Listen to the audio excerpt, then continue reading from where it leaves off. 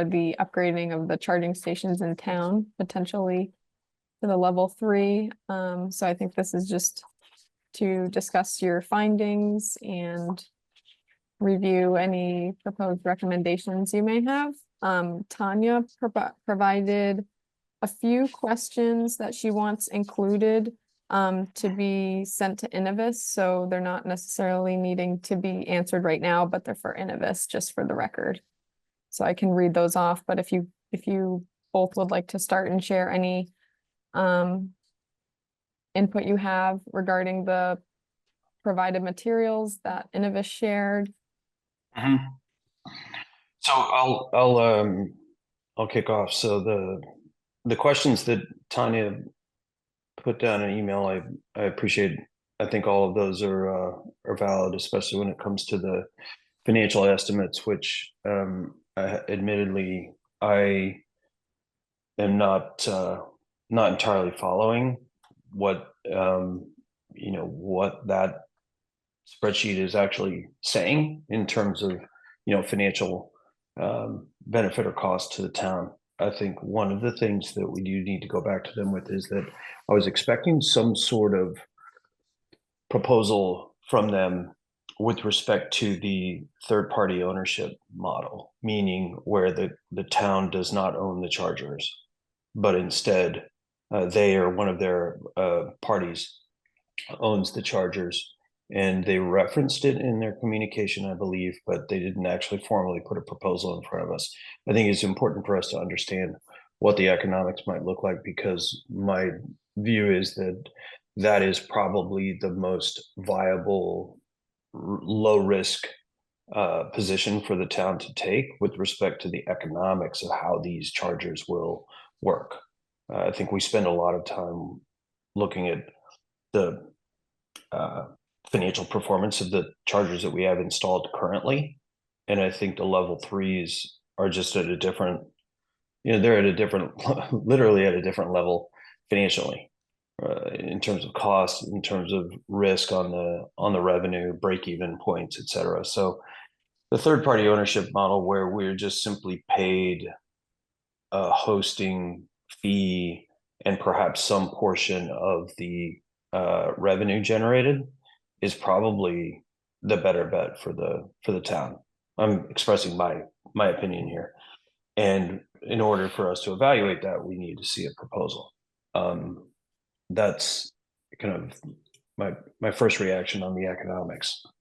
The second thing is, and I guess I had the question I posed to Tanya last night by email, but I didn't see a response, was whether the documents that they sent over, the actual host contracts, the draft host contracts, have been reviewed by town legal. Because as I reviewed them, I did not see any termination rights in the hands of the site host. So the team was describing those as non-binding over and over and over again. However, in my reading, I could see how National Grid could terminate, but I didn't see how the town could walk away from their obligations. And that, I think, is kind of puts this in a totally different direction. Like, I don't think we, based on what Tanya was saying, if that's binding on the town, I don't think we could recommend having those executed without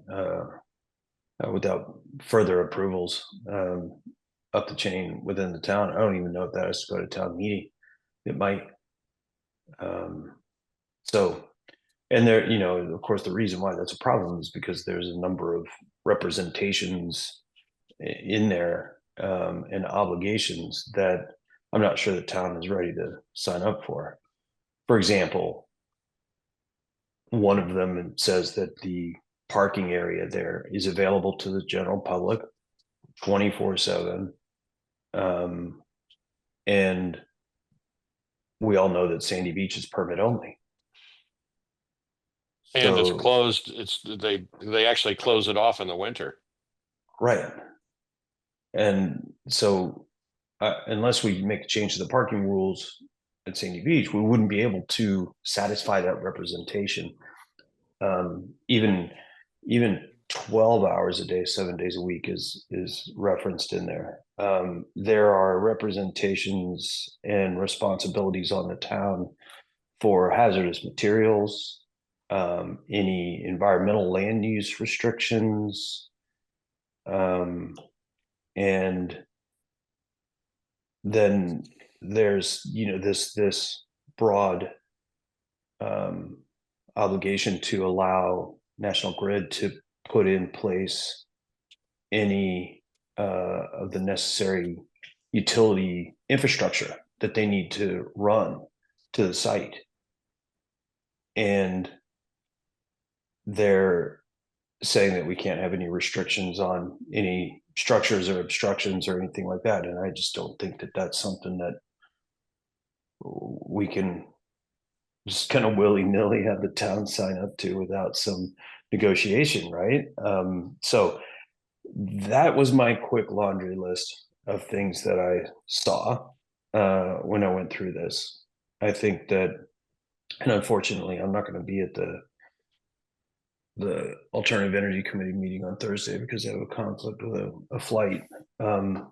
So I think it's best if we can take this group of comments back to Tanya as the chair of the committee, as well as the provider, and see whether we can get some clarification pretty quickly, since they're looking for us to make some sort of decision on Thursday.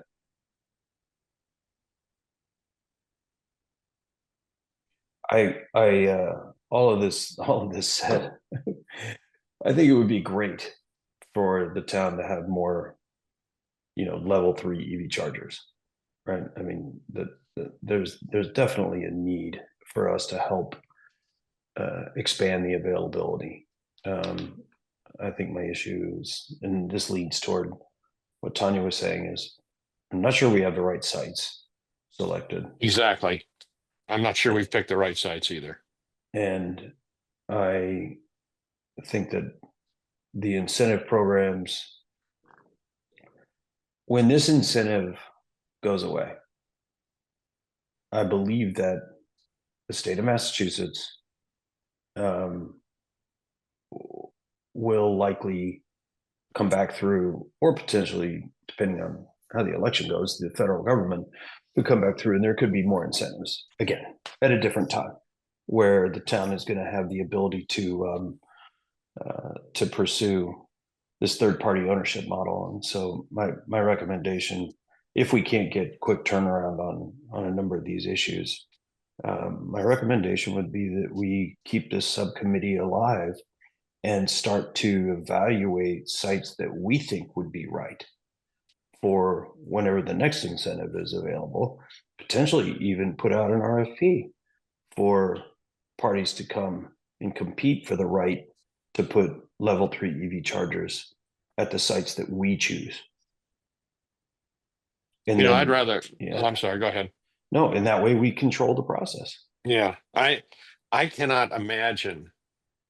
First of all, I would think we'd have to go past DER or DEP, whoever it is in Massachusetts, before we could put one at Sandy Beach. And if we're going to be on board for the maintenance of that thing, putting it in a floodplain just does not make any sense at all. I mean, and who's going to sit down there for 2.5 or 3 hours in January to charge their car? It's just not going to happen. We're going to lose revenue on that one. That's a terrible sight. I was thinking more of up where the kids play soccer on top of the hill there, where the solar farm is. At least it's off of 3A and it's easily accessible, and there's no parking restriction. Right. Or the new police station, someplace like that that's convenient for everybody. I'm not sure. I don't know where the site is on Government Island. I'm assuming it's by the boat club. Is that? I didn't actually see. I don't have the full set of documents, so I don't know. But again, you're playing around with the floodplain again, and on the other side of the harbor there, the road regularly floods. I just don't think if we're going to be on the hook for maintenance every year, that we want to be dealing with something that in a Mhm. storm can take a hit. I just don't know that, to me, that doesn't make a lot of sense. Yeah, well, Tom, if we go the third party ownership route, at least we back ourselves away from the maintenance obligation. Exactly. However, that being said, if someone needs to go out and do maintenance on those things, there's an element of oversight That's by right. the town that's going to be necessary. So I do think you're right in looking at sites up by 3A certainly is a possibility. I mean, I think with, we talk about these ones that are going in at the Stop and Shop parking lot, right? There's quite a lot of development activity going on at that particular site. As you said, there's multiple other places where the traffic may be going, where people Right. are sitting and doing things for periods of time where they can kind of fill their car up at a level 3, which could take anywhere from like half an hour. My experience is half an hour gets you a lot. 45 minutes you're done, and Yep. that's why they put them at shopping malls. Um, I would say, and then in addition, just in terms of getting some potential traffic into town, because as you look at the apps, you pull up an app when you're driving EV and it tells you where to go, right? Right. We could potentially try to find some space in town, that would also probably be economically good. But I do think that third party ownership model is the way to go. I don't think we ever want to riddle the town with the requirement to handle the maintenance, even if it's contracted out to this party. The cost of unplanned maintenance is probably the piece that kills the economics on a lot of deals like this. Oh, absolutely. And I just don't think we should be taking the risk.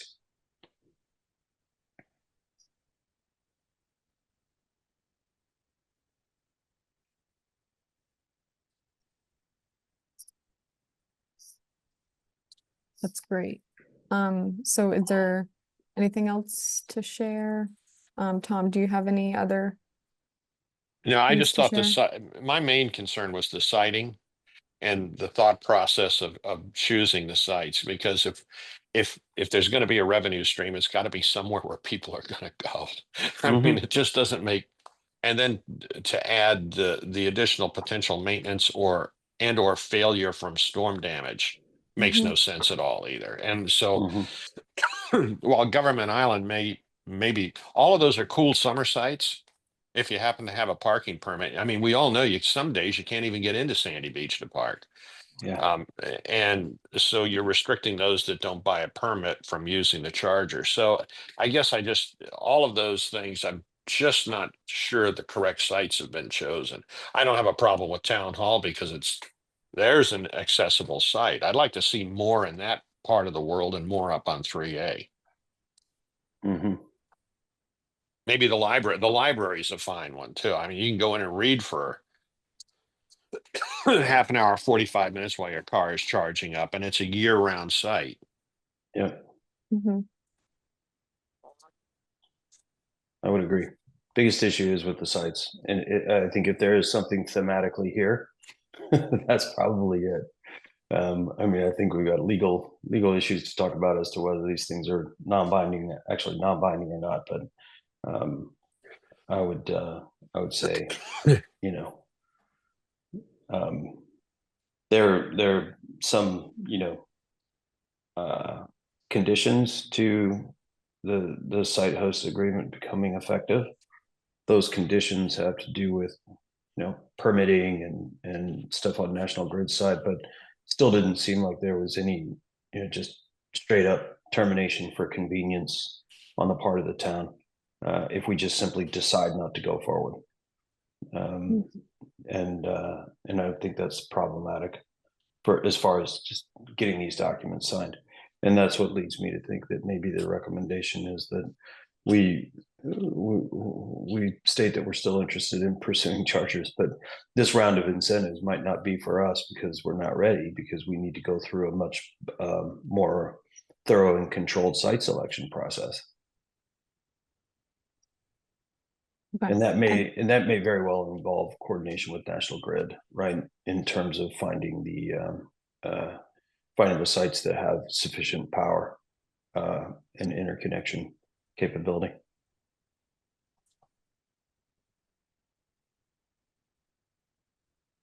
And you're still looking to keep the subcommittee alive while the AEC reevaluates? I would suggest we do, and I would suggest that we don't need to meet, once a month. We probably can meet a little bit more ad hoc as we're all watching the thing, maybe every other month or every Or as quarter, needed. until such time as something starts to happen, and then we can adjust the frequency as needed. We I would can agree with always report at the monthly Alternative Energy Committee meetings, though, of course. And also, I don't know if you do this already, but I think that on the website we can always funnel any comments or questions that come in from the community about EV charging to the subcommittee. Make it known that we've got people who are interested in this and are looking after it, because the opinions of EV drivers may be, there may be no shortage of ideas. Yeah, that's a great comment. I can do that. I can look into that and talk to Debbie as well, how she wants to formulate that.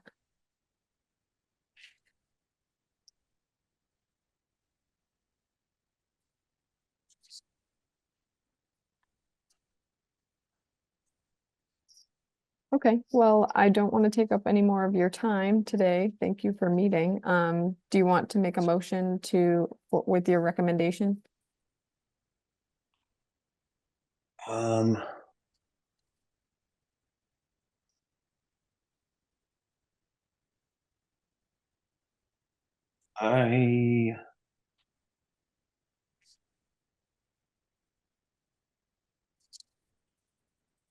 I'm not sure what the motion would be. Let me think about that for a second. Yeah, that's fine. Tom, I'm kind of struggling with what we would formally move.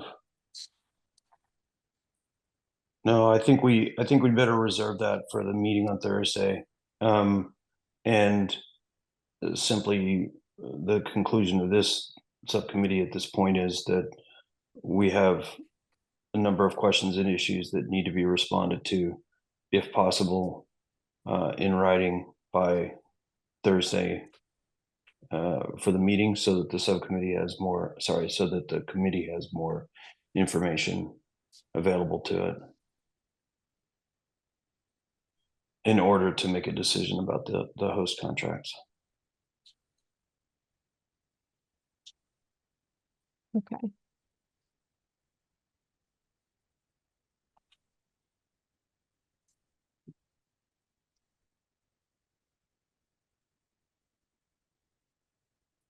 And then if you could collate those questions and get them back to Novus and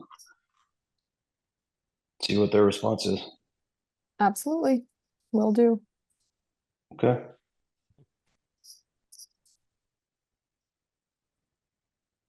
And I think you just need to adjourn. Okay. I think we can call the meeting adjourned. Tom, Second. thank you. All in favor? Exactly. All two of us are in favor. All right. Julia, thank you so much for your help, as always. Thank you. All right. Yeah, thank Tom, you. take care. Have a great See day. you guys. Bye. See you later. Bye.